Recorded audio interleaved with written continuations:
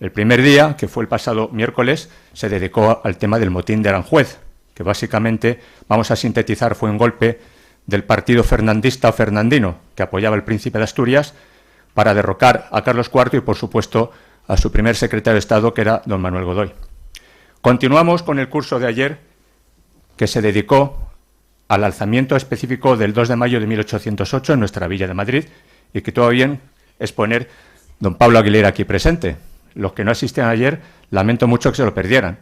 Tienen, no obstante, la opción de recuperar el tiempo perdido acudiendo a nuestro canal de YouTube y realmente van a disfrutar de la exposición que nos hizo ayer, digamos, de todas las confabulaciones, todas, digamos, las conspiraciones que se movieron alrededor de ese 2 de mayo, que no fue tan solo popular, sino que hubo muchas intrigas de por dentro, ¿no? Y hay muchos tópicos y refritos que se repiten una y otra vez y que muchos de ellos no se revelan como ciertos. Pasamos al tercer capítulo de nuestro curso, que está dedicado básicamente a la llegada de Napoleón Bonaparte personalmente a España. Se titula Diciembre de 1808, Napoleón en Madrid.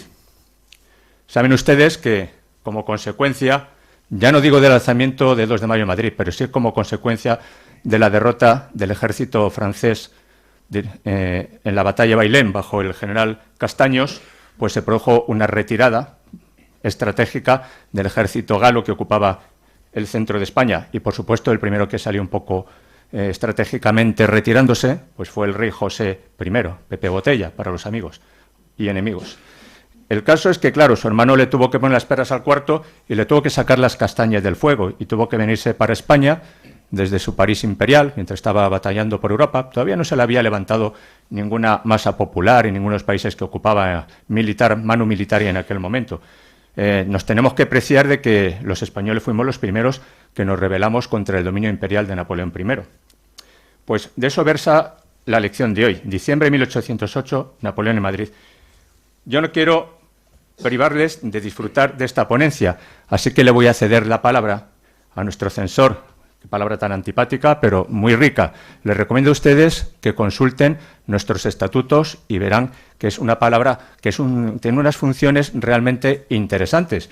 No se dedica ya a la censura, ni muchísimo menos. Luego me llamará un poquito al orden, porque desbarro más de la cuenta. Pero quitando ese detalle tan desagradable para mí, y que a ustedes les aliviará porque me obliga a abreviar mi discurso, verán que tiene una serie de funciones que realmente son vitales para una junta directiva como la nuestra. Así que voy a hacer la palabra a don Pablo Aguilera para que presente a nuestro ponente de esta tarde. Muchas gracias.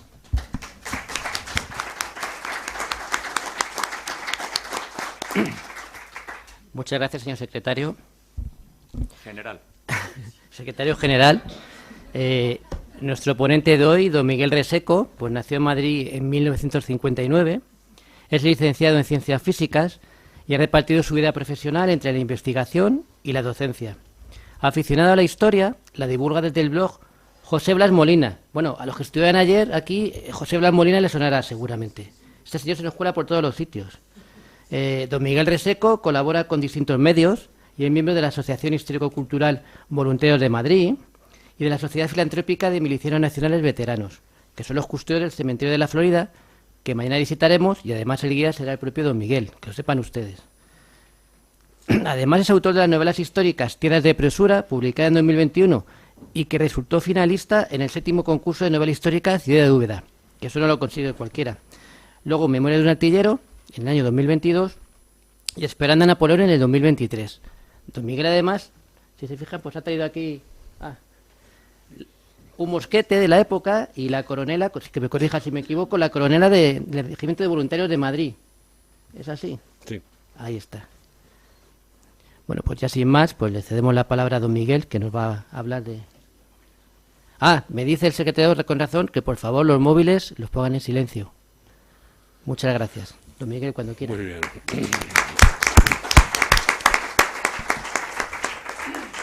Pues muchas gracias. Muchas gracias, don Julio. Muchas gracias, don Pablo, por las amables palabras. Muchas gracias a ustedes por asistir. Y bien, si nos preguntáramos dónde comienza la Guerra de la Independencia, pues todos responderíamos que el 2 de mayo. Un episodio del que nos ilustró ayer don Pablo.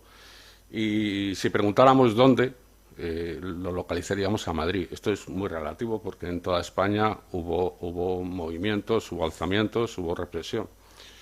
Pero lo que no nadie conoce, lo que incluso en los libros de historia de la Guerra de Independencia aparece como un pequeño párrafo, es lo que ocurrió 7 meses después en Madrid. Madrid se enfrentó a Napoleón, fue la única ciudad europea que no le cedió el paso, sino que se resistió. Claro, eso le llevó a sufrir. Es una gesta que es en la que me empeño en dar a conocer. Después del 2 de mayo, como nos contaba ayer don Pablo, pues vino la represión, los fusilamientos. Los fusilamientos del que más noticia tenemos es el de Príncipe Pío. El ejército español no se resignó, se empezaron a formar juntas de resistencia, de intentar recuperar al que entendían que era nuestro rey.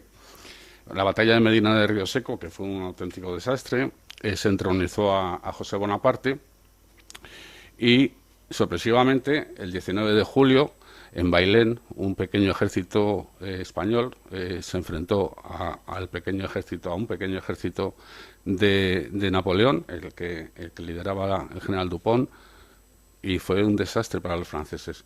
La gran noticia, es que es la primera vez que el ejército del emperador fue derrotado. La primera vez que demostraba que el ejército de Napoleón no era invencible.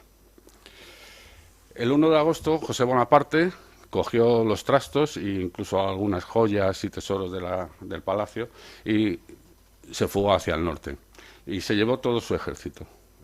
Algo que se unió al desastre que suponía para Napoleón no solo haber tenido una primera derrota y la repercusión que eso tendría en toda Europa, sino que además que su hermano, al que había conseguido colocar en el trono, lo abandonase cobardemente.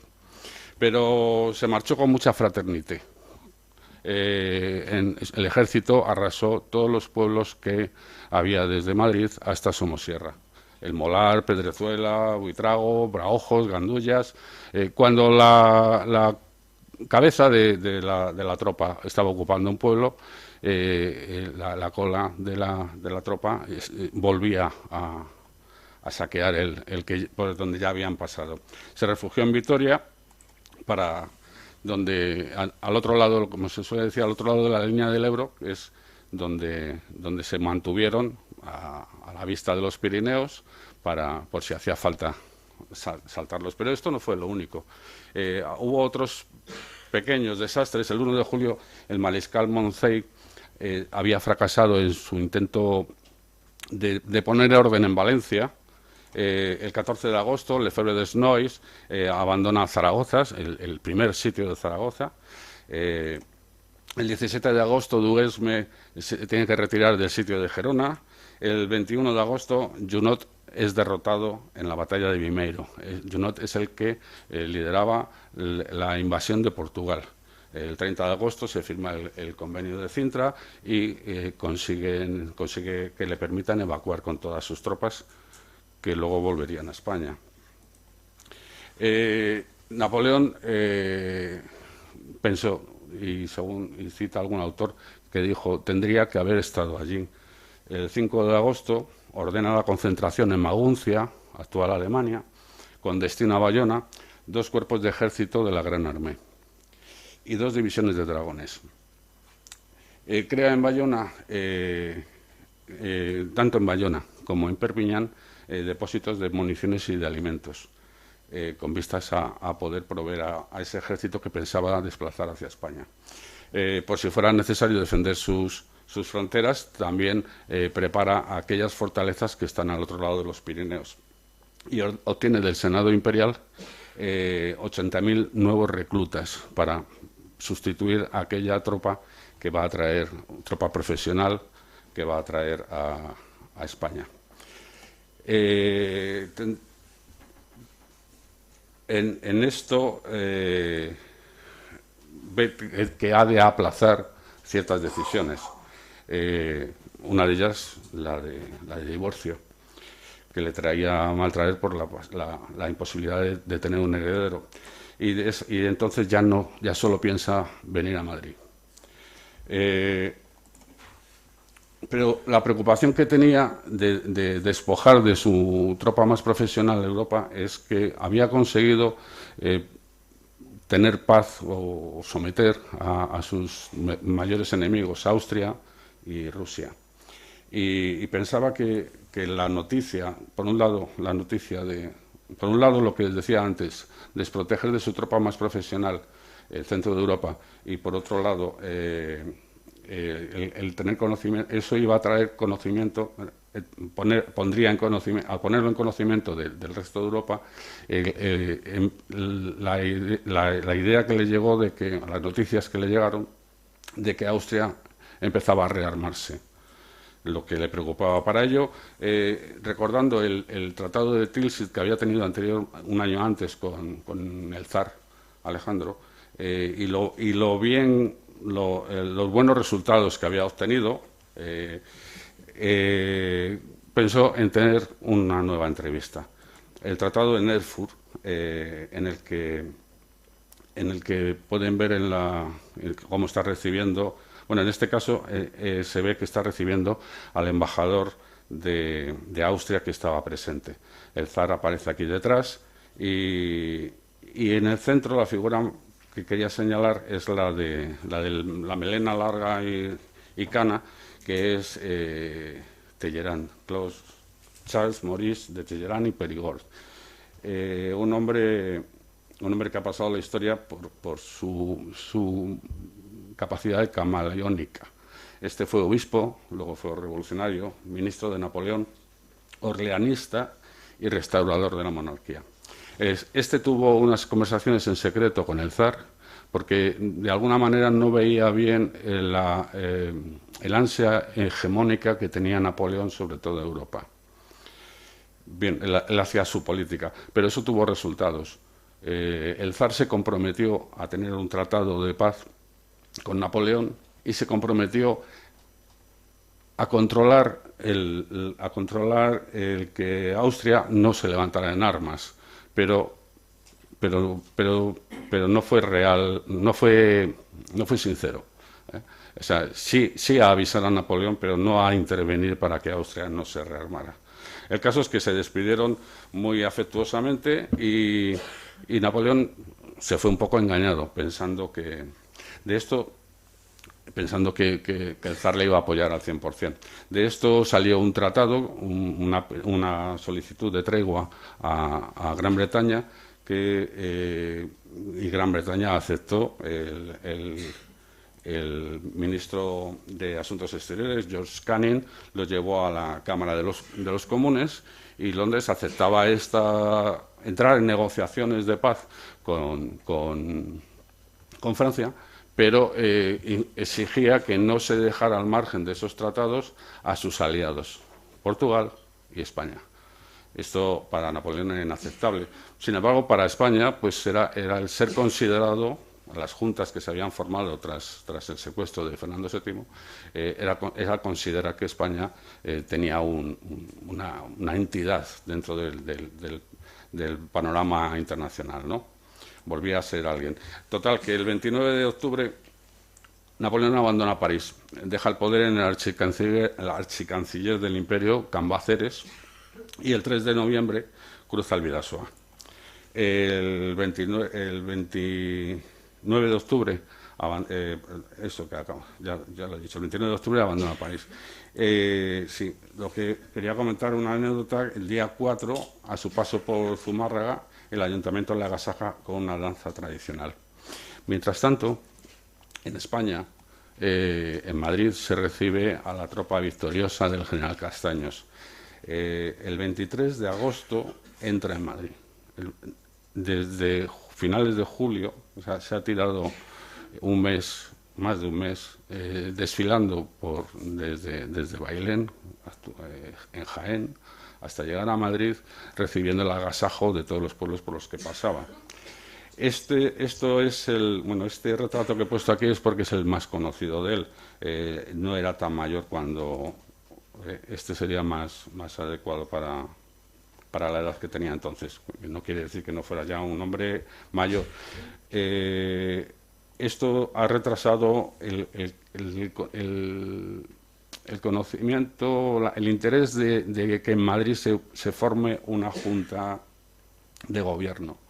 La ilusión porque José Bonaparte se ha ido y que los franceses han abandonado ya las tropas que ocupaban el Retiro y tal, ese entusiasmo se ha mantenido durante ese mes, pero políticamente no se ha hecho nada para ocupar el vacío de poder que ha dejado José Bonaparte.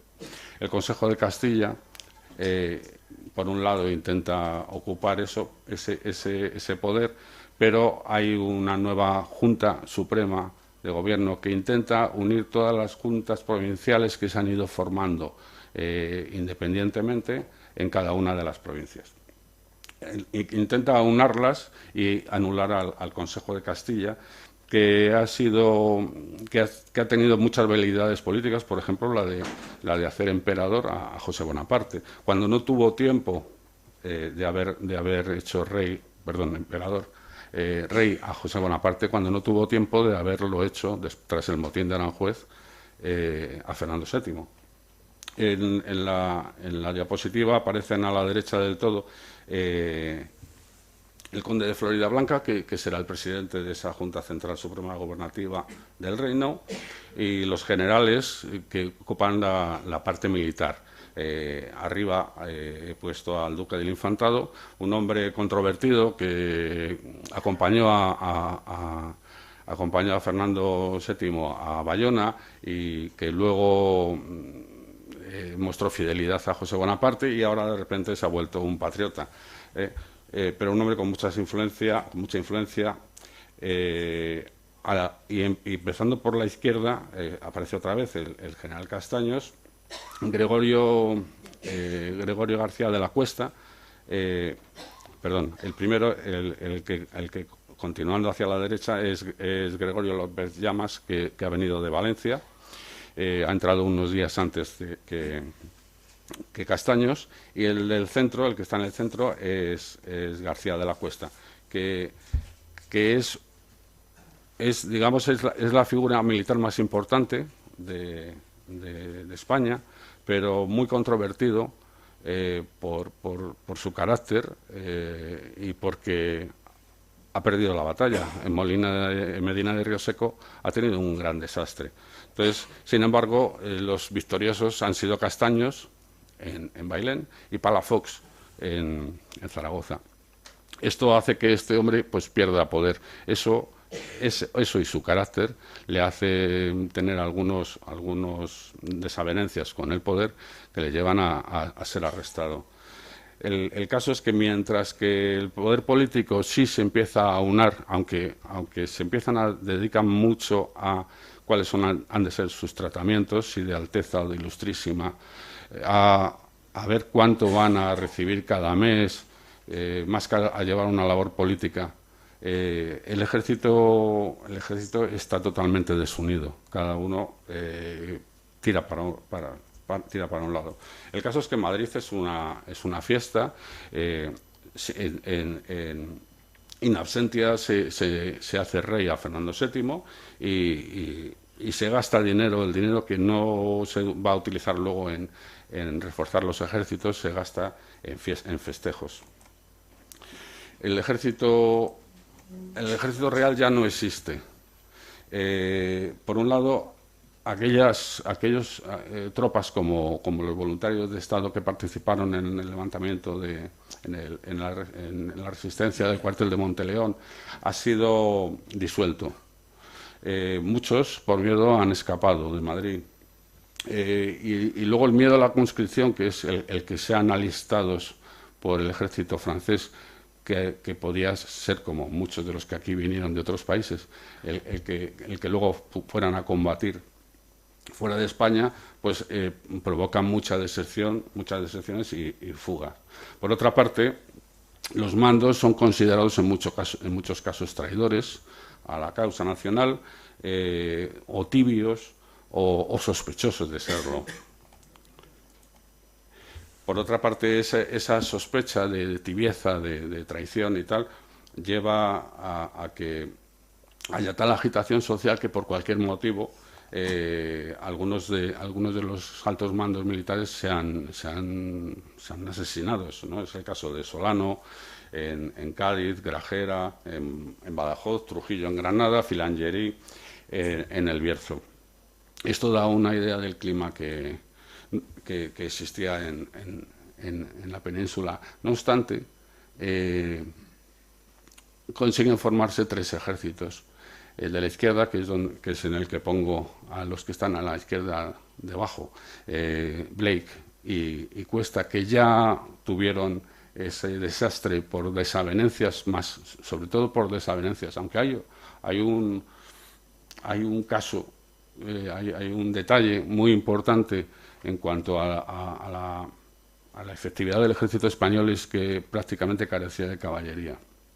La infantería, caballería y la artillería eran las 3 armas que tenían que actuar en batalla con una secuencia operativa, y en España había una falta endémica de caballos, al margen de que 3 divisiones por acuerdos de Napoleón con Godoy habían tenido que salir a la invasión de Portugal, y una más tuvo que ir a Dinamarca. Y de la de Dinamarca, cuando supieron lo que había pasado el 2 de mayo, quisieron volvieron un 60% de ellos, pero todos sin caballos, con lo cual la caballería era un arma muy importante de la que Napoleón disponía al 100% y España no.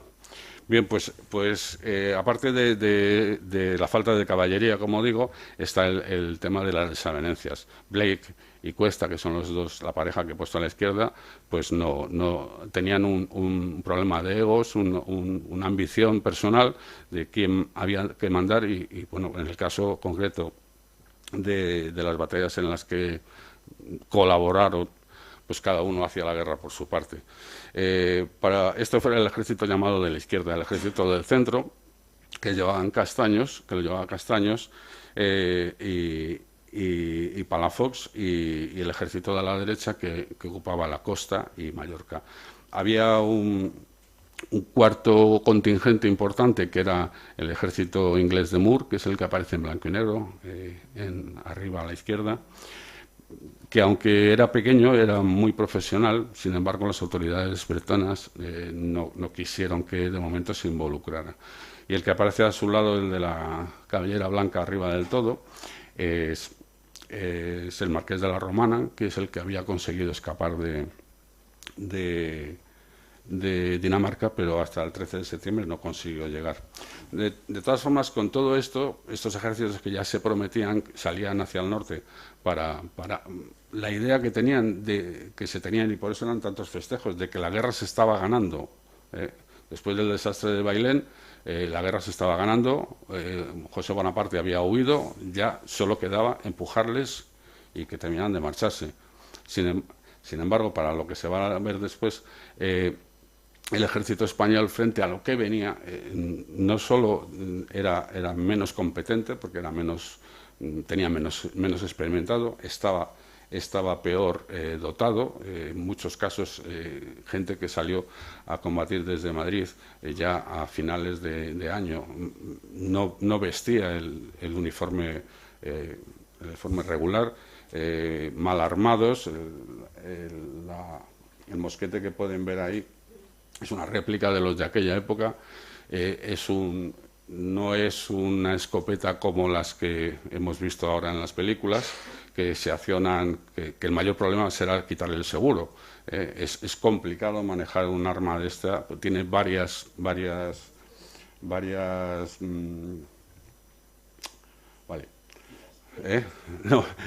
posiciones, varias ejecuciones que hay que realizar antes de realizar un disparo. Como decía ayer don Pablo Aguilera, para un profesional puede llegar a hacer 2 disparos en 1 minuto. Para un profesional. Una gota de lluvia, como me llegó a ocurrir a mí en una recreación, una gota de lluvia sobre el depósito donde se deja la pólvora, inutiliza totalmente el arma. Ya durante mucho tiempo es difícil, es difícil. Entonces el soldado profesional tiene una gran ventaja sobre el bisoño. Por otra parte, había desconfianza hacia los jefes, como antes decía, algunos habían sido asesinados y no había unidad de mando, como antes he comentado. El caso es que la llegada de Napoleón a España va siendo un desastre tras ocho para el ejército español. El 10 de noviembre, en la batalla de Gamonal, un pueblecito que ahora es un barrio de Burgos, las tropas españolas son derrotadas. Y además, cuando las leyes de la guerra en estos casos suponen que cuando has causado al enemigo un esfuerzo excesivo y un gasto excesivo y un gasto en sangre, le da derecho a mantener 10 días de saqueo, Napoleón no tuvo problema en alargarlo hasta 10. Burgos sufrió muchísimo. Ese mismo 10 y el 11, Blake y Cuesta, estos que decía que no estaban bien avenidos y tenían un problema de lucha de egos, pierden una batalla en Espinosa de los Monteros. El 19 cae Santander y el 23, en la batalla de Tudela, Ney y Lanes vencen a Castaños y a Palafox, que estos eran los dos exitosos hasta la fecha, pero que también cada uno tenía su lucha de egos, como decía antes, y hasta el punto de que Castaños intenta volver hacia Madrid para defender Madrid, ya que piensa que queda sin protección, y Palafox decide volver a Zaragoza, donde se le aclama como un héroe. Palafox acusará a Castaños de haber perdido la batalla de Tudela y eso le ocasionará a Castaños que le retiren del mando. Como digo, un problema de envidias. El caso es que el camino hasta Madrid está prácticamente abierto. Como digo, se detienen, Napoleón practica lo que podríamos decir guerra psicológica a la cual su ejército se entrega con vehemencia. Y digo guerra psicológica porque si tú sabes que en el pueblo por donde acaban de pasar han hecho mucho daño, pues ya no te resistes, ya pasas. Pero bueno, eso también hacía que sus soldados pues entraran con más brío, ¿no? En el caso de Burgos, Castellane, un observador comentaba que durante los 10 días del saqueo de Burgos observó como un soldado, unos 50 soldados esperaban turno mientras violaban a una chica. O sea, una auténtica salvajada. Robos, sacrilegios, violaciones, asesinatos. Finalmente, Napoleón decide el camino hacia Madrid. Aunque este despliegue de tropas tan separadas, las del segundo cuerpo del mariscal Soult desde León, el del mariscal Víctor desde Burgos y el de Ney desde Soria, aunque están muy separados, van barriendo y bueno, lo que podía ser considerado estratégicamente un fallo tiene buenos resultados. Van barriendo, Ney va barriendo a Castaños, vuelve a derrotarle en Bubierca y Soult va empujando al general Heredia, que también viene huyendo por un lado e intentando llegar lo antes posible para la defensa de Madrid. En Madrid está el duque del Infantado, como decía antes, como jefe de la Junta de Defensa de la ciudad, y el 14 de octubre, viendo lo que está pasando en España, ordena la fortificación de la ciudad. Ordena la fortificación de los puertos, puesto que los puertos de montaña del norte son lo que pueden suponer una barrera para la llegada a Madrid de Napoleón. El 26 de noviembre, Napoleón ya se ha instalado en Aranda, ordena a su ejército avanzar. Madrid, esta es una vista de lo que se titula el Camino de San Bernardino. El Camino de San Bernardino empezaba, podríamos decir, donde está ahora el metro de Argüelles, el Corte Inglés de Princesa. Esta sería una vista de Madrid desde lo que ahora en Madrid pues no tenemos una idea clara de cuál es su topografía por las edificaciones y por lo que se ha construido. En esta época se puede ver que desde este lado se puede ver que la flecha que he puesto a la izquierda serían los montes del Retiro, donde ahora está el Ángel Caído, la estatua del Ángel Caído, y a la derecha en la montaña del Príncipe Pío. Esas eran las elevaciones más grandes que rodeaban Madrid. El caso es que hubo un observador que comentó que Madrid se veía como una seta plantada en un prado, es decir, totalmente indefenso. Por eso era muy importante lo de adelantar las defensas a los puertos. En Madrid ya ha entrado el nerviosismo y se han empezado a crear, se ha empezado a reclutar. El primero más exitoso es a reclutar y a recibir ejércitos que vienen de Andalucía y de Extremadura, y se les está dotando de material. En eso los madrileños fueron muy generosos, o sea, cedieron, el que no podía ceder mantas para los caballos o para hacer capotes o daba dinero. Madrid fue muy generoso en ese sentido. Lo que no podía es conseguir que fueran militares experimentados. El 2 de septiembre el Ayuntamiento acordó hacer las primeras banderas estandartes para el Regimiento de Voluntarios de Madrid. Aquí, como veis, pueden ver la coronela.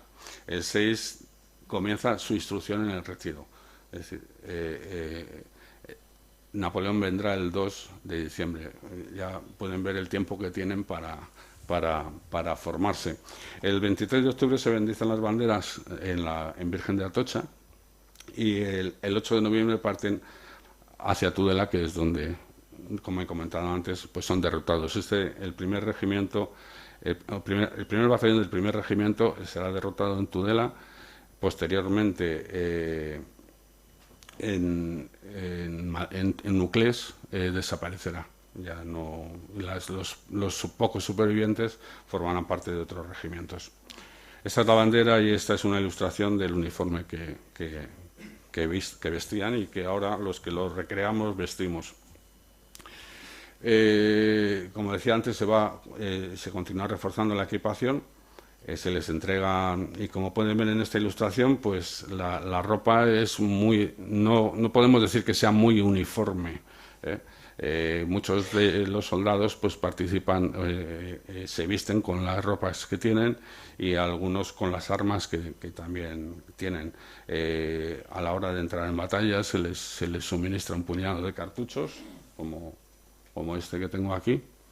Por si les resulta curioso, se decía que en aquella época solo podían ser alistados personas que tuvieran 2 dientes enfrentados, porque necesitaban romper el papel para vaciar la pólvora. Una de las maniobras, que es la palabra que antes no me salía, una de las muchas maniobras que hay que hacer para utilizar un arma como esta.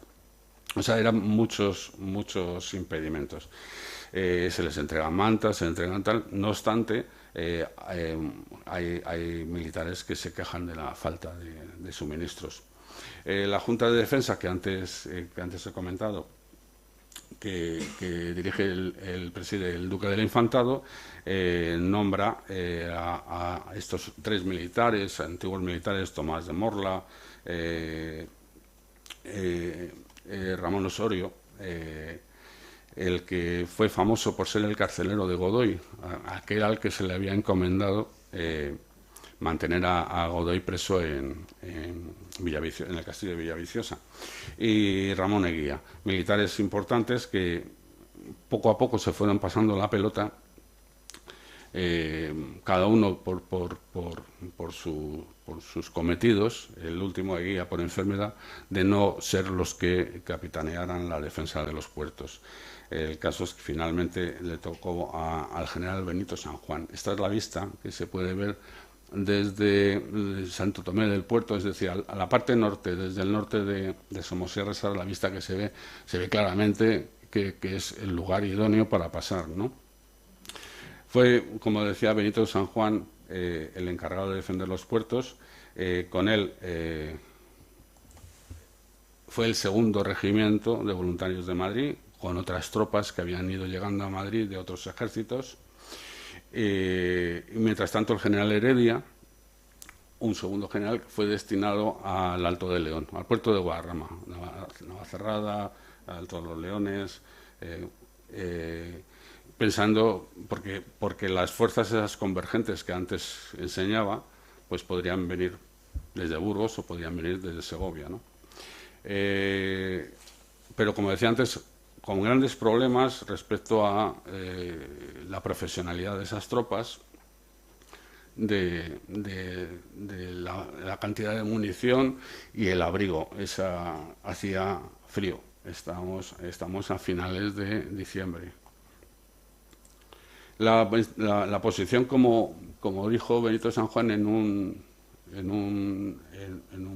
documento que escribió a Florida Blanca, la situación es ventajosa. ¿Por qué? Porque ellos están arriba, el camino es zagueante, hay un río, entonces, pues, situando bien, sabiendo situar unas baterías suficientes, pues se imposibilita el paso. O sea que tenían la ventaja.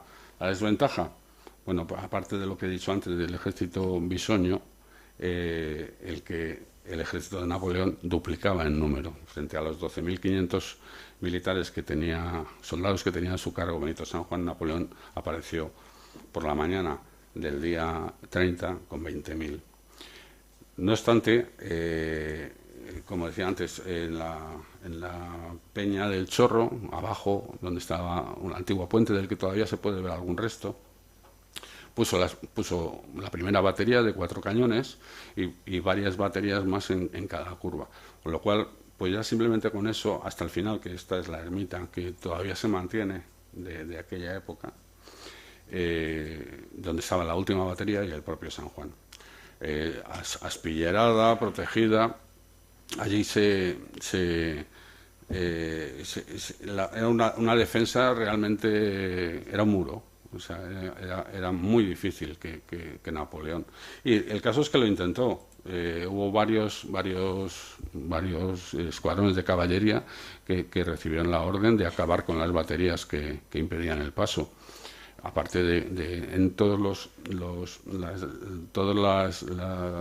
muretes que separaban las distintas fincas, había soldados con fusiles que impedían que la infantería ascendiera por las laderas. O sea, estaba bien defendida. El caso es que, harto ya de que esto fuera un muro para el ansia de Napoleón, llamó a los polacos, que se hicieron famosos en aquella carga.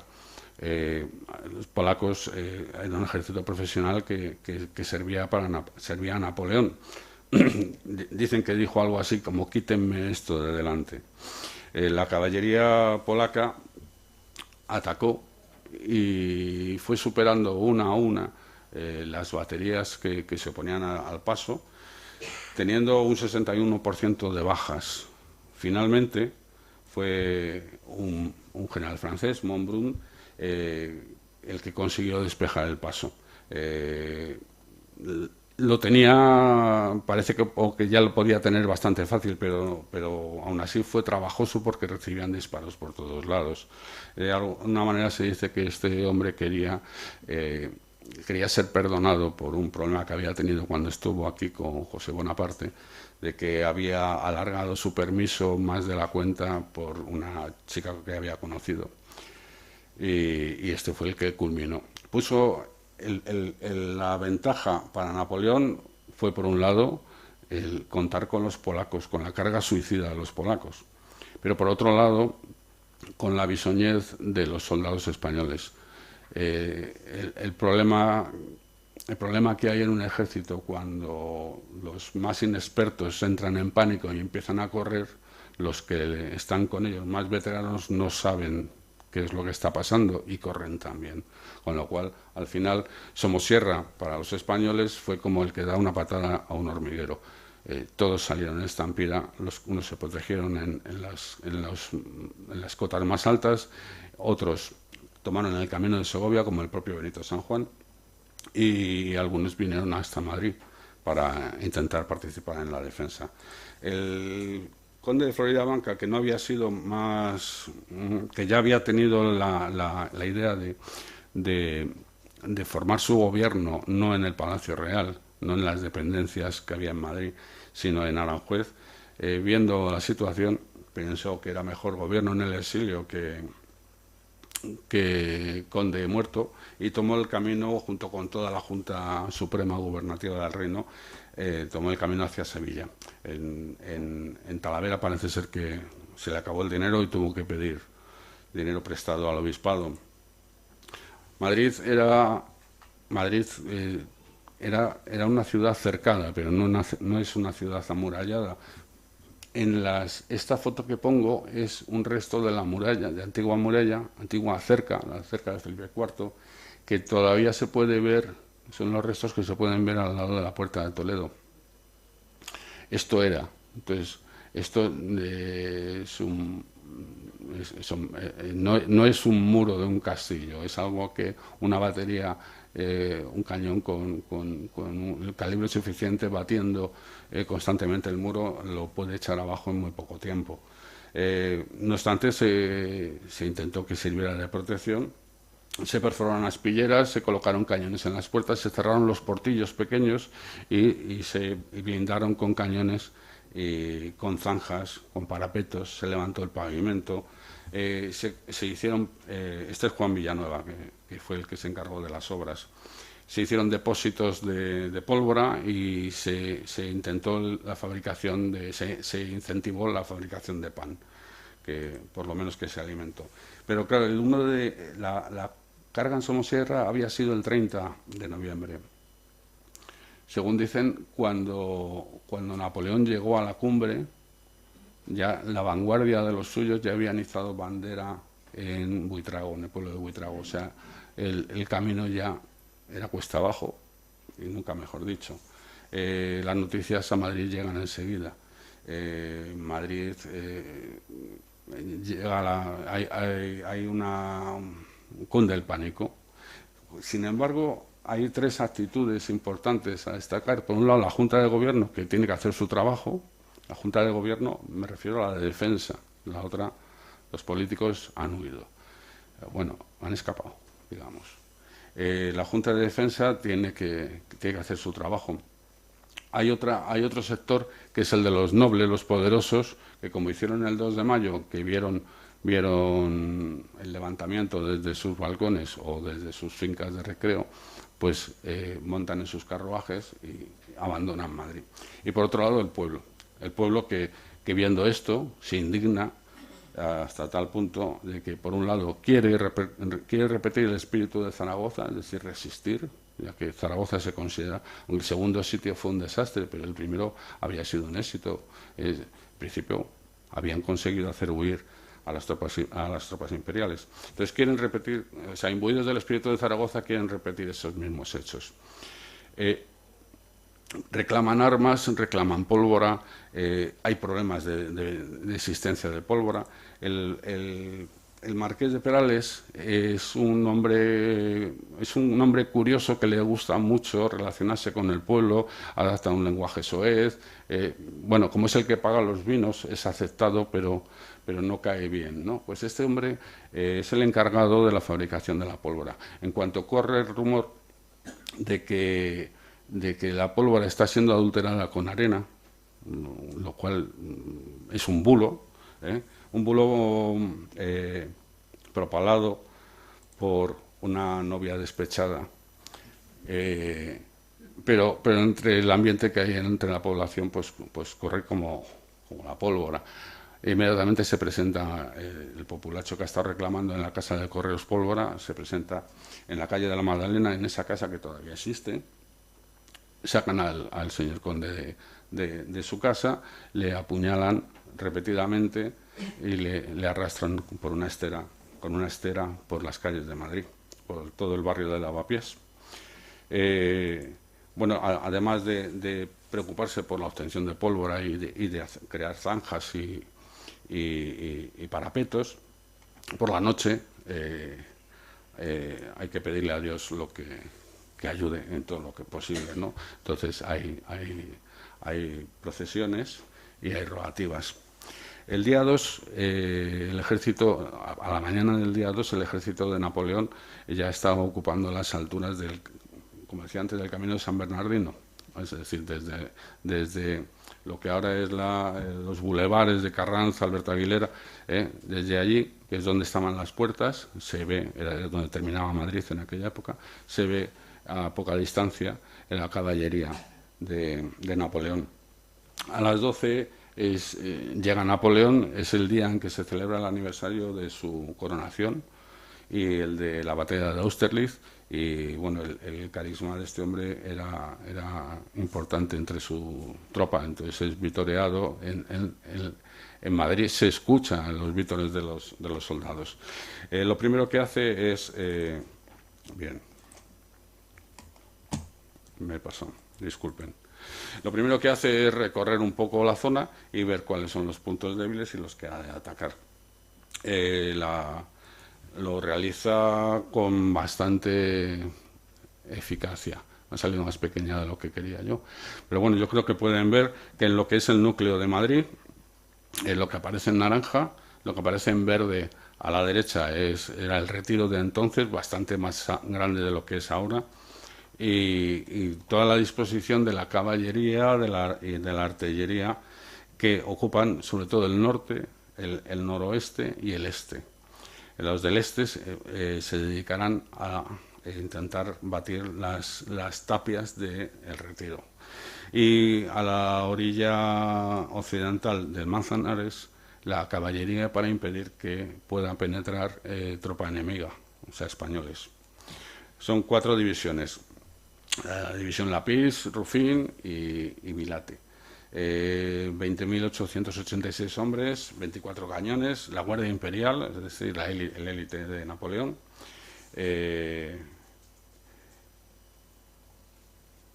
Esto es una ampliación de la parte más norte. Aquí empiezan los bombardeos. A las 7 de la tarde Napoleón manda que se empiece a bombardear las puertas. Desde las puertas se contesta. Y bueno, pues es un intercambio de disparos que en principio no mueve nada, no mueve posiciones. Sobre todo estaban situadas las baterías, o las baterías que más eficazmente batían las puertas españolas, era la de los Pozos, que está en la actual glorieta de Bilbao. Este es el cementerio que había enfrente, en la plaza de San Bernardo, que tenía enfrente de la puerta de Fuencarral, el primer cementerio. Esto, bueno, quería señalarlo porque fue el primer cementerio que hubo en Madrid, digamos, civil. Anteriormente fue el cementerio de la Florida, del que para los que mañana quieran acompañarnos, les comentaré y les ampliaré algo más. Pues este cementerio ya funcionaba. Lo quería resaltar porque existe la historia de que José Bonaparte fue el que empezó a hacer cementerios fuera de las iglesias. Bueno, esto ya parte de Carlos III, pero bueno, esa historia ya la ampliaré mañana. El caso es que por la tarde Napoleón recibe próximo a él, a donde ha posicionado su Estado Mayor, que es donde ahora está la Embajada Americana, al lado de la estatua que hay en la Castellana, a Emilio Castelar. Él ha puesto ahí su Estado Mayor, y desde Colón, desde donde ahora está la Biblioteca Nacional, se le dispara una batería que está protegiendo, limpiando toda la Castellana, y recibe un impacto. Se retira. Aquí hay diferentes versiones. La más creíble es que se retira más bien a la zona de Quevedo, y desde ahí siguen los bombardeos. Al anochecer se suspenden los bombardeos y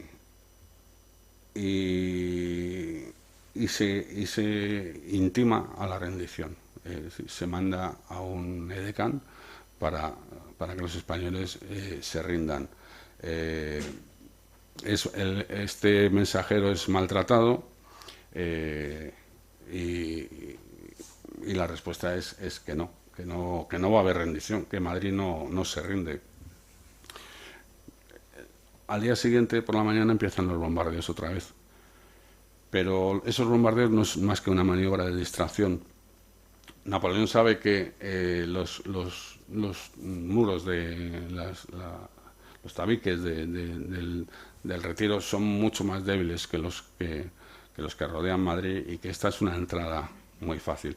Entonces, mientras sigue bombardeando las puertas del norte, hace que se bombardeen las del Retiro con más eficiencia, que resultan ser más eficientes, y en poco tiempo consiguen ocupar el palacio, consiguen ocupar el observatorio astronómico y tomar la fábrica de porcelana de la China, que es la que se ve, la casita que se ve al fondo del estanque, la zona más alta que antes señalaba.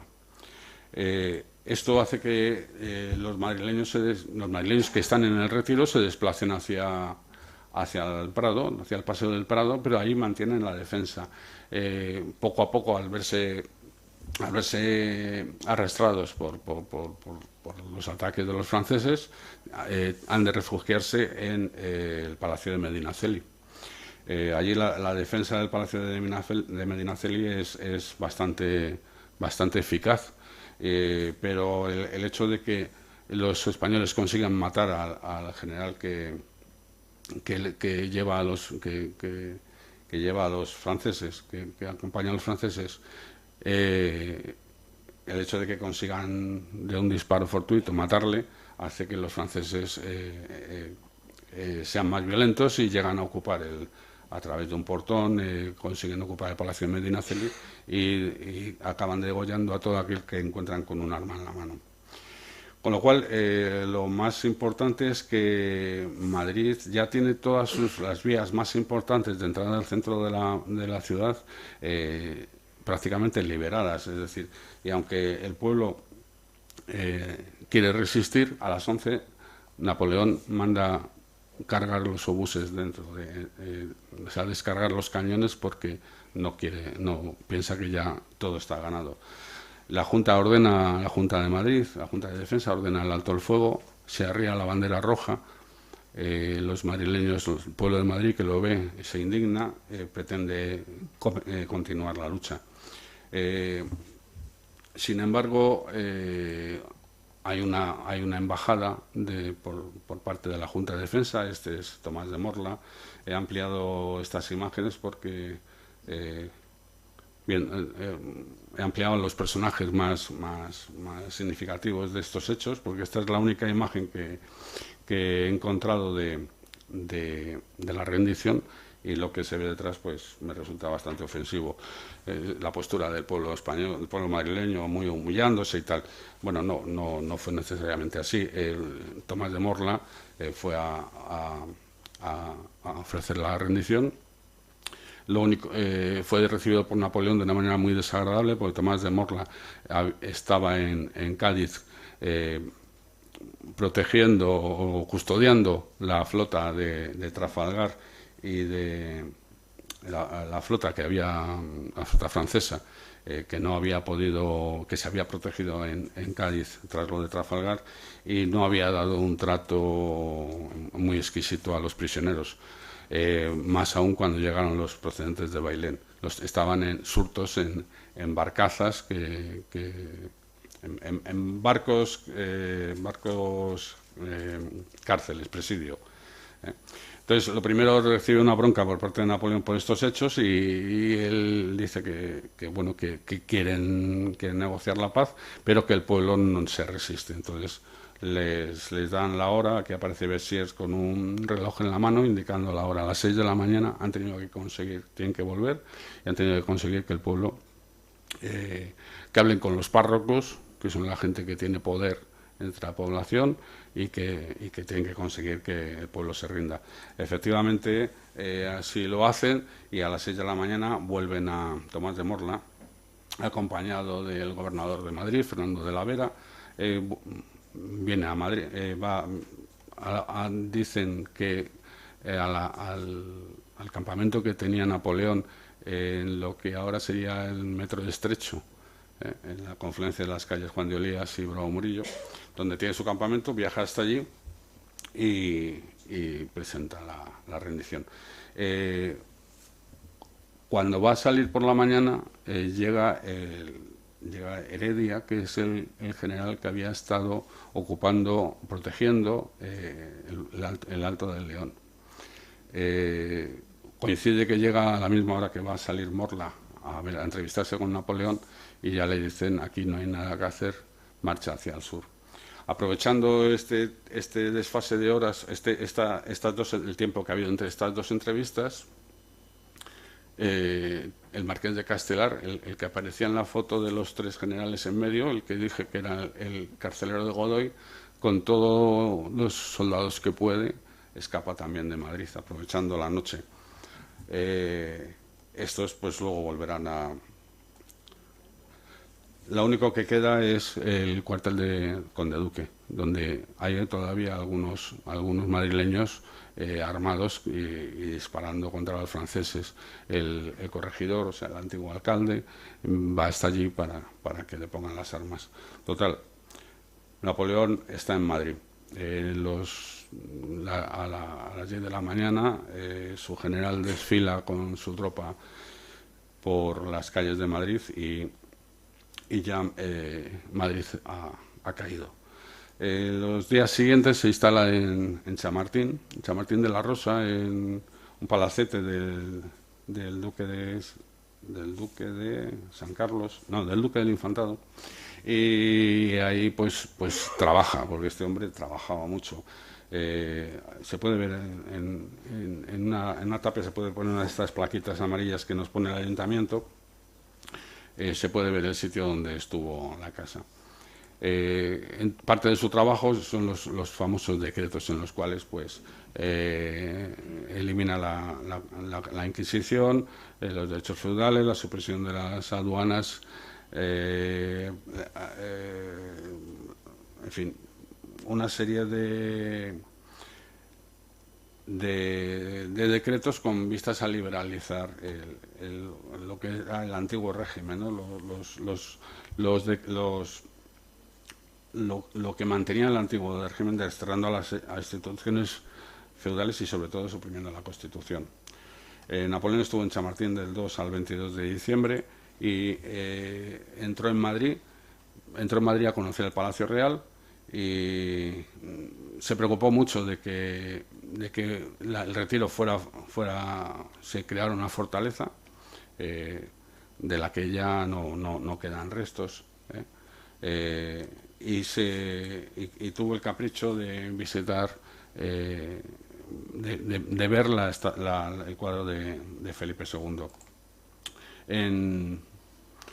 Poco tiempo después le llegaron noticias de que el general Moore estaba bajando hacia el sur, entonces abandonó Madrid pasando por Guadarrama en un invierno muy terrible, donde, bueno, como se ve aquí que se cuenta, tuvo que bajar del caballo para poder superar las cumbres, porque los caballos no podían caminar con peso encima.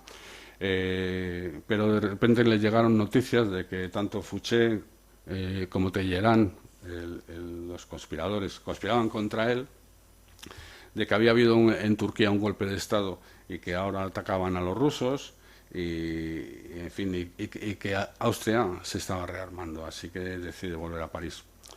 Así que aunque Napoleón estuvo poco tiempo en Madrid, fue lo suficiente para que con el ejército que nos trajo y los generales que aquí dejó, durante 5 largos años los españoles continuaran la lucha contra la mejor máquina del mundo, sin llegar a rendirse nunca. Vencidos siempre, pero rendidos nunca.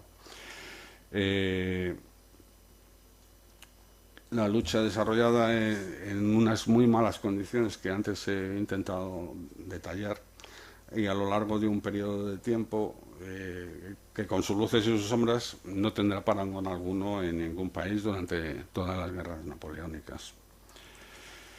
Pero bueno, conseguimos que Napoleón y todo lo suyo se fueran. El problema que para mí me surge cuando me interesaba por esto es, bueno, como docente que soy, pues yo quiero que estas cosas lleguen a la gente. A mí, desde chaval, pues yo he sido un entusiasta de la literatura, de cierta literatura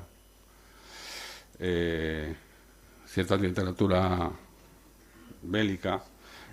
También he sido muy aficionado al cine, bélico también. Hay cantidad de películas que seguro que muchos de ustedes mantienen en la memoria de estos hechos.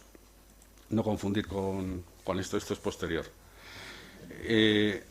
A mí me llamaron siempre la atención mucho los hechos épicos, donde España triunfaba, ¿no? La Reconquista,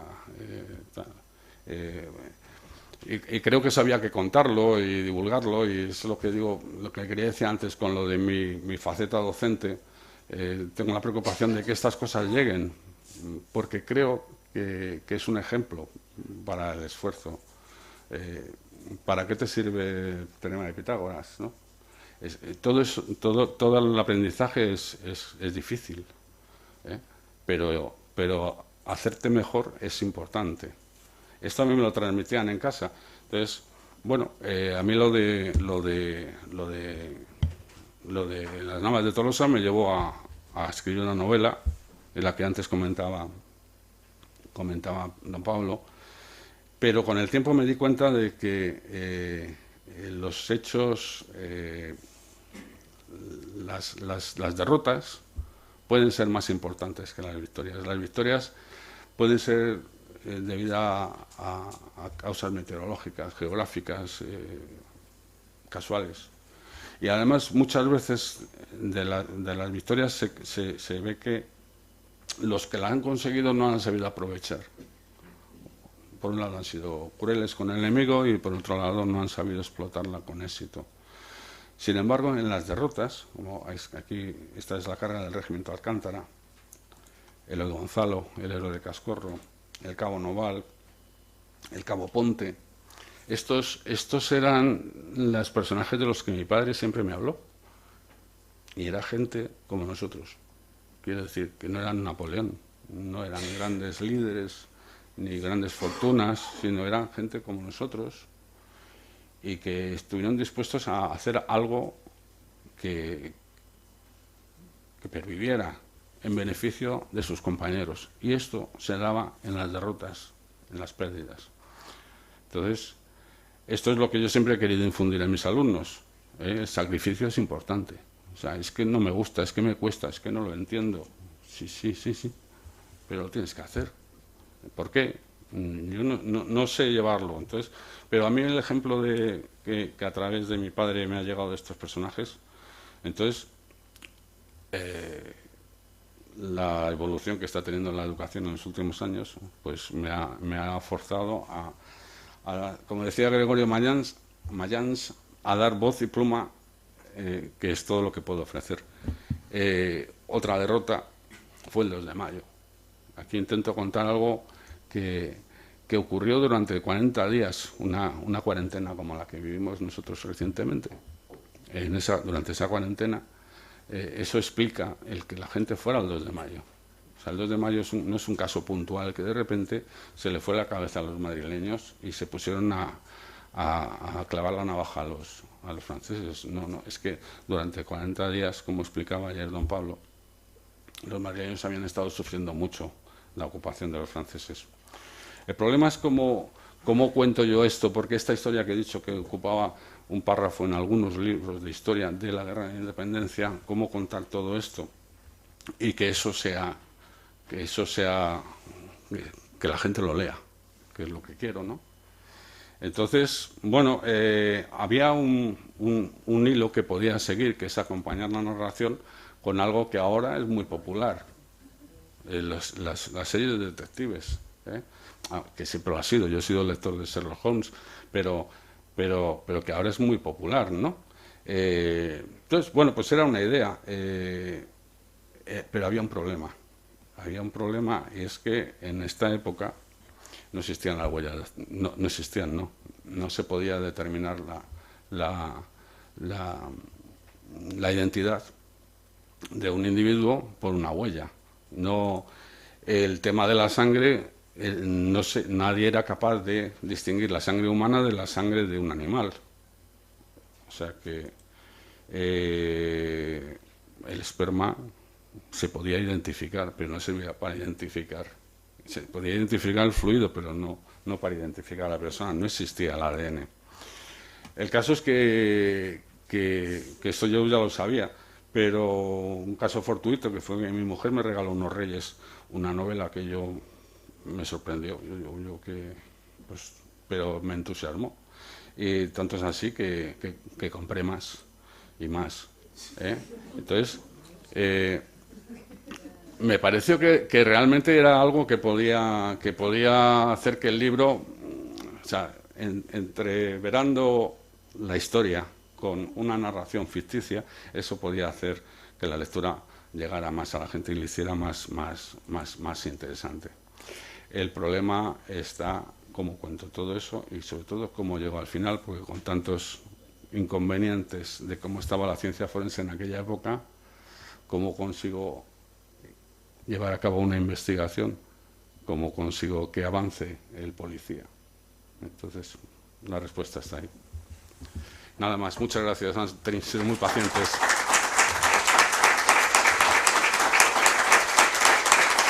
Gracias.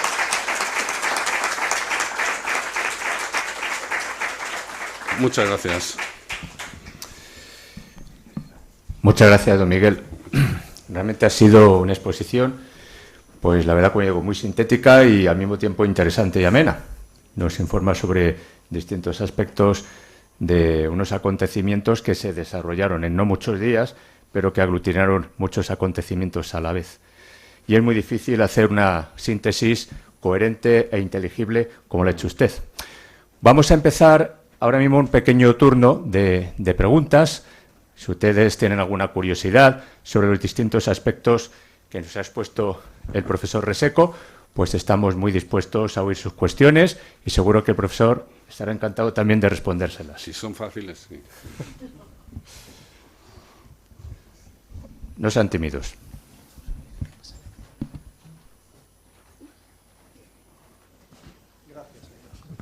Hola. Mi pregunta era si se puede quitar por completo el mito de que el 2 de mayo fue urdido por Murat y demás. Bueno, es que en eso... Que lo tenía todo preparado, todo calculado, por eso sacó al infante no en horas de madrugada, sino tarde, para que la gente supiera que salían los infantes. Eso es un hecho. En un principio, lo que yo he podido estudiar es que Murat quiso sacar el mismo 2 de mayo a los dos, a la infanta, a la reina de Etruria y al infante.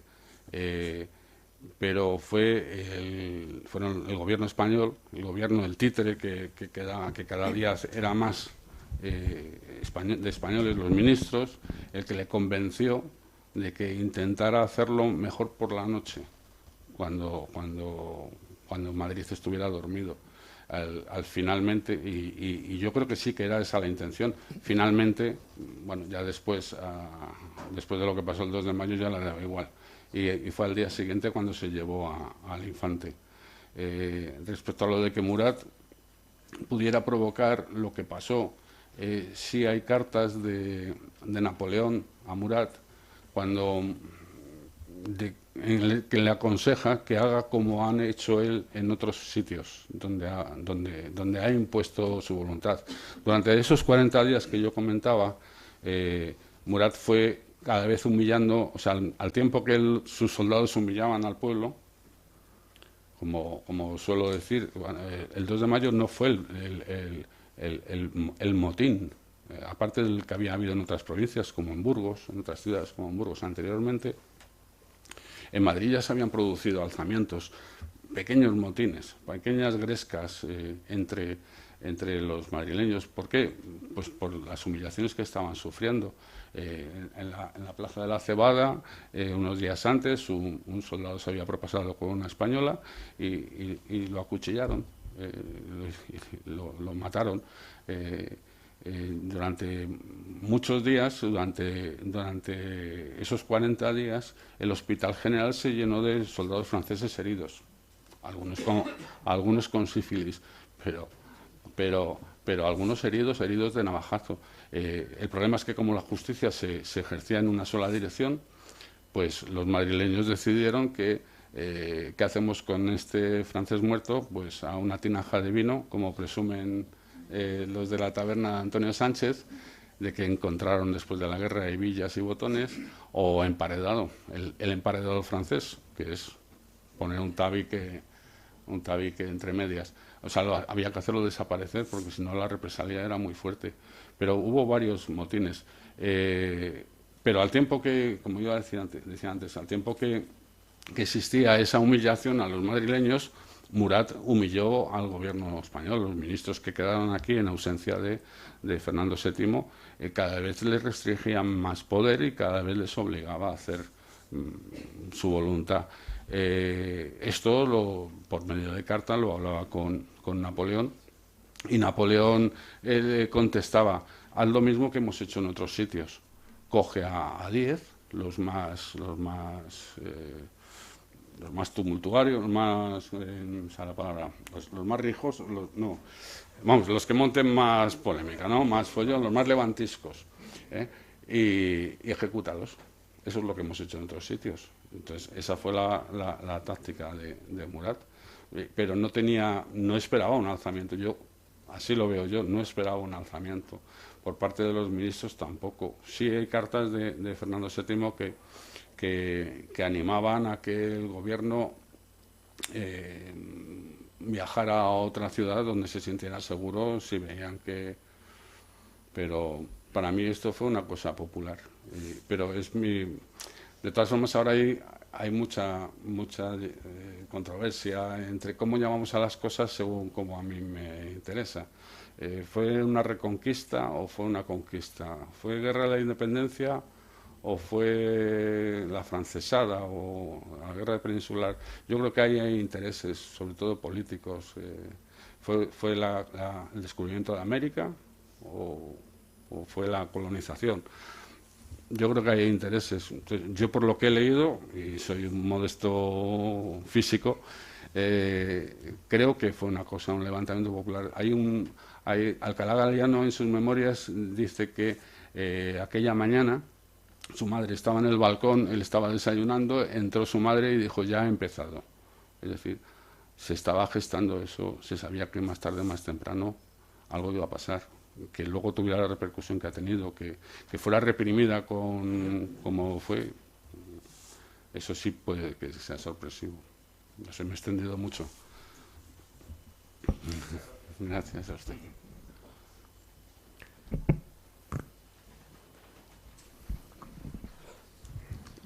Enhorabuena al profesor Miguel Recheco por su conferencia. Quería preguntarle si se sabe, si se ha cuantificado el pillaje en obras de arte, saqueo, cuadros del Museo del Prado, joyas, etcétera, que hicieron los franceses. Claro, fueron 6 años de estancia, claro, fue larga. Claro, es muy difícil. Es que además retablos, quiero decir, de una iglesia que ha sido quemada, destruida y tal, pues ¿dónde están los retablos de aquella iglesia? Posiblemente cayeron bajo las llamas. O sea, hay detalles que se saben. José Bonaparte, en los 20 días que estuvo en Madrid, la primera vez antes de huir, ya se llevó joyas del patrimonio real. La famosa peregrina, el estanque verde. O sea, eso ya se los remitió por medio de correo militar a su mujer, a Clara. O sea, por lo que pueda venir después. O sea, el expolio ha sido tan sangrante. Además, no ha sido algo centralizado, aunque José Bonaparte decía que él quería crear un museo josefino y tal. Bueno, los mariscales durante la guerra, José Bonaparte era el hermano de Napoleón, pero para los mariscales no era nadie. No era nadie, actuaban por su cuenta, con lo cual el expolio que pudieron hacer, como el general Soult en Andalucía, que luego hemos conocido el cuadro de la Inmaculada como la Inmaculada de Soult, porque fue la que él robó, lo que se llevaron a Francia durante la época de Franco, con el acuerdo que tuvo con Pétain, durante la ocupación alemana de Francia, se recuperaron parte. Poco después de la guerra, el general Álava, que se hizo muy amigo de Wellington, asaltó el Museo del Louvre y rescató parte. Pero yo no he estudiado el tema más que estas anécdotas, estos detalles, pero me imagino que es que no se puede saber ahora lo que arrasaron, lo que quemaron, lo que destruyeron. Mucho dicen que cuando la gente, los franceses que venían de Córdoba, que Córdoba la arrasaron, con el calor que hacía ese verano al cruzar la meseta castellana, bueno, al cruzar Andalucía, que se iban deshaciendo de todo el peso porque no podían. Entonces, cálices y tal debieron de quedar por los campos, y esos, pues bueno, pues fueron mal vendidos por algún labrador que se les ocurre. Como en el famosa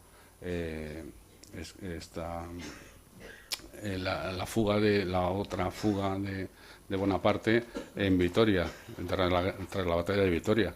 Bueno, la gente del pueblo, cuando habían escapado los soldados, habían dejado todos los carruajes llenos de todo lo que se habían rapiñado, pues se harían con aquello. Entonces, valorarlo me parece imposible. Pero cosas más significativas que cuadros del Museo del Prado, algunos se han recuperado, ¿no? Creo. Sí, ya digo que el general Álava llegó a llevarse cosas bueno, lo que recuperó Wellington tras la batalla de Vitoria. Wellington recuperó mucho y se lo ofreció a Fernando VII. Esto hemos pillado de lo que se querían llevar los franceses, y Fernando VII, con esa generosidad que le caracterizaba, dijo: quédatelo. Y ahora se puede ver en Londres, en el Ashley House, no recuerdo bien cómo es el nombre, el Museo de Wellington. Y hay obras de Velázquez. Gracias. Si me permite, abundando lo que estaba preguntando, y justo estaba pensando en intervenir, pero lo has dicho, lo de Wellington, justo a la retirada de la batalla de los Arapiles, el castillo de Alba de Tormes, de los duques de Alba, pues resulta que Antonio Pons describe todo cómo estaba el castillo-palacio de los duques de Alba. Bueno, sabemos que se llevan los 3 bustos de bronce de Carlos V, Felipe II y el Gran Duque de Alba, los franceses que son de bronce.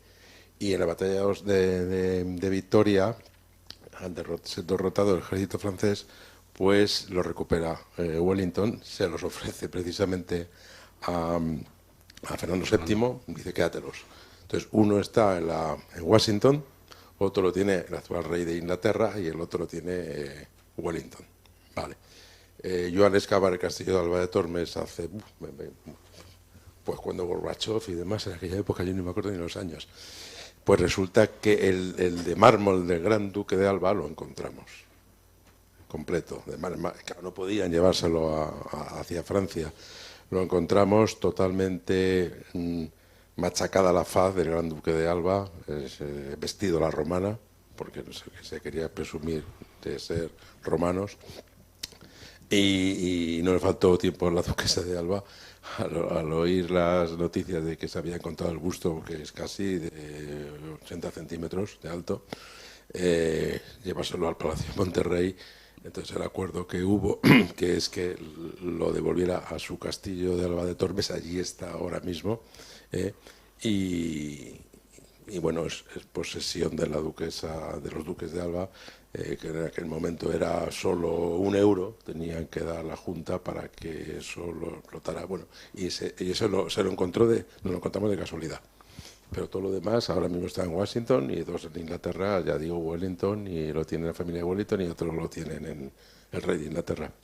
Pero claro, la duquesa decía que era la única busto de su familia que no tenía ninguno auténtico, original, y entonces, pero bueno, se llegó a ese acuerdo, pero bueno, está abandonado, tirado, el castillo está destrozado, y lo más seguro que la faz del Gran Duque de Alba no fue los franceses, bueno, podían ser los franceses, pero el Charro, José Sánchez el Charro, que era el guerrillero que perseguía al ejército bueno, del general francés, que no sé quién era en ese momento, bueno, pues fue el que se dice que los guerrilleros fueron los que desfiguraron la faz. Bueno, un poco sobre el tema del expolio que sufrió España en su patrimonio histórico-artístico. Realmente es que es muy difícil calcular, computar el balance, hacer un balance siquiera aproximativo de lo que se perdió. Fue inconmensurable, porque España llegó a comienzos del siglo XIX con su patrimonio histórico-artístico prácticamente íntegro, sin tocar. La única hecho bélico que le había afectado realmente fue el hecho de la Guerra de Sucesión, entre 1700 y 1713, en ese caso. Pero realmente llega al comienzo del siglo XIX de España con su patrimonio absolutamente intocado. Las grandes posesiones eclesiásticas, nobiliarias, etcétera. La primera catástrofe para el patrimonio, evidentemente, fue la francesada. La siguiente ya vendría derivada pues, de las distintas desamortizaciones de bienes de manos muertas, tanto la promovida por Mendizábal como la posteriormente más civil que promovería Madoz, que también fue miembro, por cierto, de nuestra institución, la matritense, ¿no?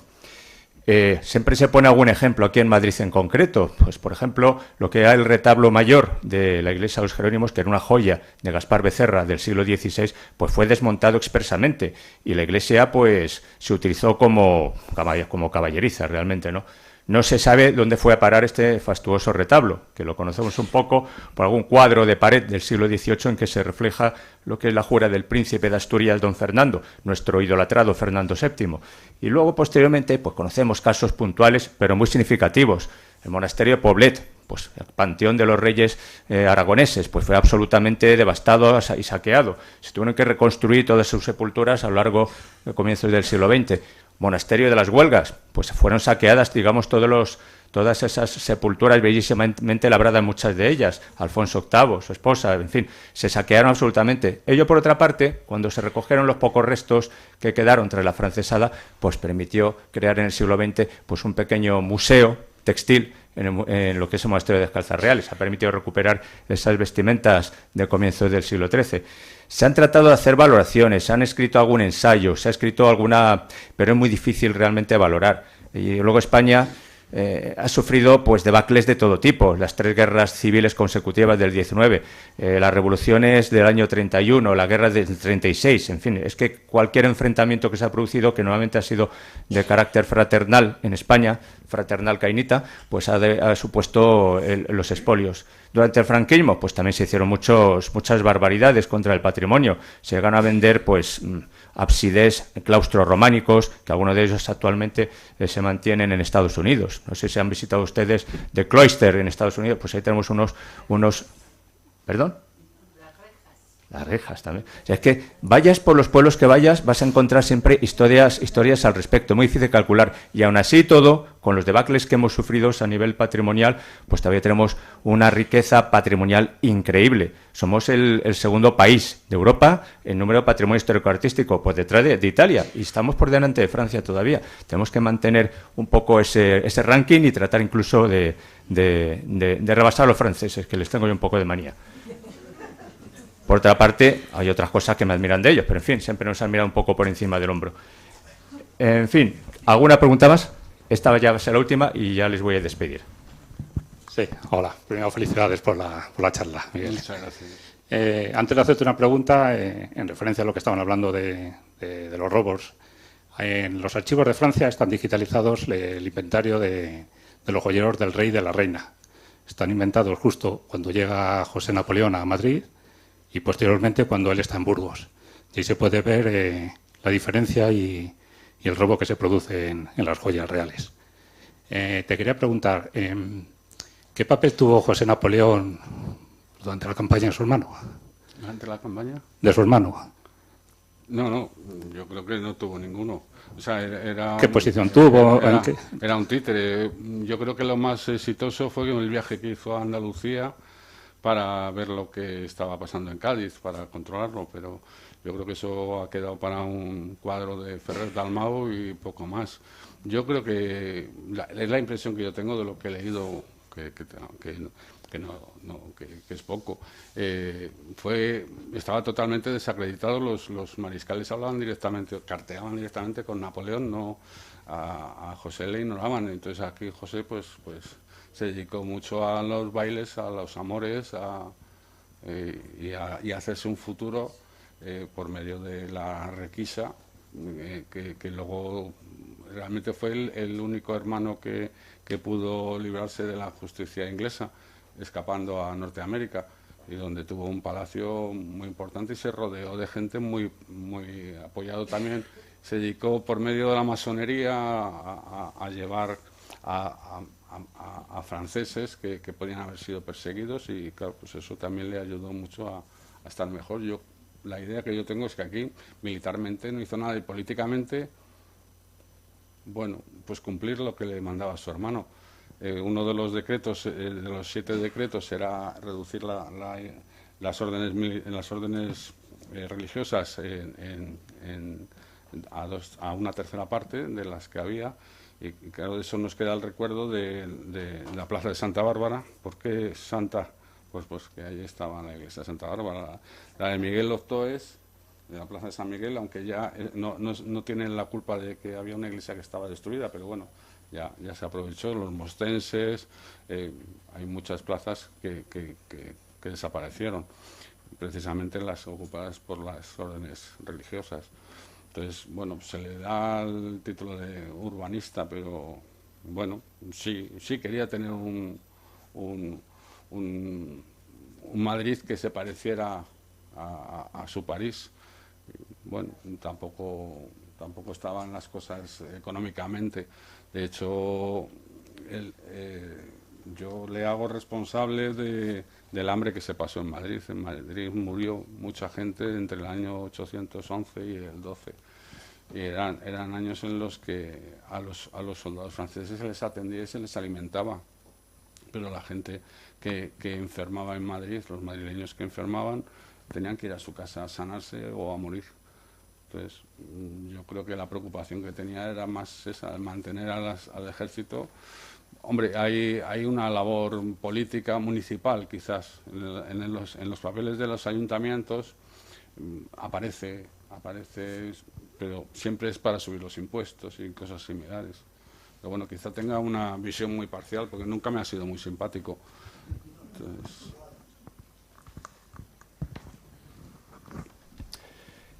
Muchas gracias por su... Se quedara en San Martín de la Rosa, y más allá de por seguridad, y no en ningún momento hiciera la intención de alojarse en el Palacio Real. Ya. Sí. Si hay algún motivo, pregunto, ¿no? Sí, si lo sabemos. Sí, no lo desconozco. Ya digo que la visita al Palacio Real fue de un día, una mañana. Le dijo a su hermano: vas a estar mejor que yo. Y él lo que quiso fue ver, según el ujier que le acompañó, durante unos minutos contemplar, o sea, pidió buscar el cuadro de Felipe II, y durante unos minutos estuvo contemplándolo, y después de decirle esa frase a su hermano se marchó a trabajar. Es lo que sí creo que era admirable en él. Era un tío muy trabajador. O sea, pasó aquellos 20 días, me parece que estuvo en San Martín de la Rosa. Estuvo trabajando y preparando planes. Yo creo que su ambición era más que su afán de lujo, mientras que su hermano sí que se preocupó mucho de vestirse, de ir a saraos y de tener amantes, sí, y de crearse una fortuna. O sea, eran distintos caracteres, y bueno, yo eso hay que alabárselo. Pues muchas gracias por sus intervenciones. Recordarles que con esta tercera lección culminamos la parte teórica de nuestro segundo curso de Historia de Madrid. No les vamos a examinar, y simplemente recordarles que, aunque nos queda el ejercicio práctico de mañana, que ahora les describiré brevemente, si quieren obtener un certificado por su asistencia y buen aprovechamiento como alumnos formales, lo que tienen que hacer cuando levantemos el acto es dirigirse hacia aquella ventana y firmar en la hoja para solicitar su certificado correspondiente. Nos queda el ejercicio práctico, que se va a celebrar, Dios mediante, mañana. A las 11, en el cementerio de la Florida. Se me anticipa el ponente. Está deseando explicárselo. Va a ser una visita guiada que nos va a dirigir el profesor Reseco. vamos a contemplar el cementerio de la Florida, visitarlo con detenimiento, y allí, no sé si saben ustedes, que reposan 43 patriotas, 43 madrileños, 43 pobres desgraciados que fueron masacrados por las tropas francesas en la montaña del Príncipe Pío en la madrugada del 3 de mayo. Conocen todos ustedes el famoso cuadro de Goya que refleja los fusilamientos. Visitaremos ese sacro lugar en el que están identificados nada menos que 29 de los enterrados. Quedan todavía 14 más o menos por determinar su identidad, y no se pierde la esperanza que, hurgando entre archivos parroquiales, lleguemos incluso a determinar la identidad de alguna persona más. Aquí tengo a don Pablo, que el muchacho es un investigador nato en archivos parroquiales y posiblemente se quiera implicar en alguna forma, porque también forma parte de la Sociedad Filantrópica de Milicianos Nacionales Veteranos, que es la que lleva la custodia de este sagrado lugar, que empezó, como ustedes saben, como un pequeño cementerio, digamos, de empleados de la corte, y se empleó luego posteriormente para enterrar a estas víctimas de la francesada, los primeros reprimidos. Con esto culminamos, y mañana culminaremos definitiva y oficialmente el curso. Es simplemente agradecerles nuevamente su asistencia y recordarles el punto de encuentro. No sé si saben dónde está ubicado el cementerio. Se encuentra, digamos, en la parte inferior del Parque del Oeste, lo que es al final del Paseo del Rey. Ya saben que hay una serie de albergues municipales, pasan ustedes por allí, hace un sol maravilloso mañana, van a llegar perfectamente, o si no, pueden acudir también por detrás de lo que es San Antonio de la Florida. Hay un paso elevado que cruza la vía férrea e inmediatamente se van a encontrar con la verja de este cementerio. Estoy dando estas vueltas porque no recuerdo exactamente el nombre de la calle, de no sé. Francisco y Jacinto Alcántara. Lo he examinado. Hay un plano en el folleto. Hay un plano en folleto que lo pueden contemplar ustedes, y ahí les esperamos un poquito antes de las 11 de la mañana, un poco para hacer recuento. En principio no hay límite, pero ya le digo, es interesante que acudan ustedes con cierto desahogo, porque le digo a ustedes que se van a sumergir en la época, en ese drama humano, de esa represión contra personas absolutamente indefensas, de muy variadas profesiones, de muy variado pelaje, casi todos gente humilde y trabajadora. Bueno, yo creo que eran todos gente humilde y trabajadora. No sé si llegó a fusilarse algún aristócrata. No, en ningún momento. Los que tenemos sangre azul no libramos en aquel momento, pero bueno, la clase llana, los plebeyos, pues acabaron perdiendo un poco por enfrentarse al poder imperial. Bueno, pues agradecerles a ustedes su asistencia. Dios mediante, nuevo mañana, y ya les recuerdo que los que tengan interés pasen por ahí y firmen, y les extenderemos el correspondiente certificado, que es una pequeña joya de la época de Isabel II, y es muy bonita y va a lucir estupendamente en las paredes de su casa. Muchas gracias a todos ustedes.